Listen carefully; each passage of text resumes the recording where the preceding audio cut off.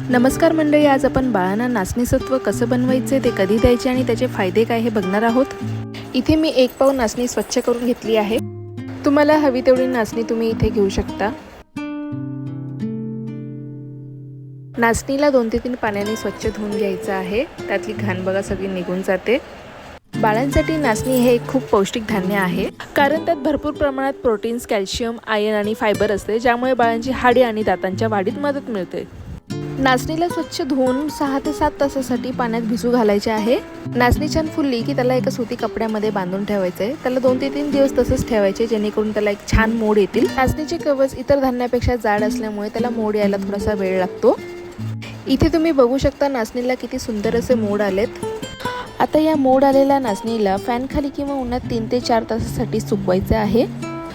नाचणी सुकली की तिला जाडबुडाच्या कढईमध्ये मंद गॅसवरती 5 ते 6 मिनिटे भाजून घ्यायचे आहे। मला ही प्रोसेस लेंदी वाटत असेल, पण याप्रमाणे जर तुम्ही नाचणी सत्व बाळाला दिले तर बाळाची वाढ खूप चांगली होते। हे नाचणी सत्व बाळाला सकाळी सकाळी द्यायचं, कारण की नाचणी हे एक उत्तम एनर्जी सोर्स आहे, ज्याने बाळाचं पोट भरून राहते आणि बाळाला लवकर भूकही लागत नाही।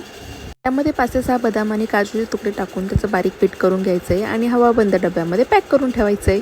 बाळाला तुम्ही मऊ लापशी, खीर किंवा इडली करून देऊ शकता। व्हिडिओ आवडला असेल तर व्हिडिओला लाईक आणि चॅनलला सबस्क्राईब करा।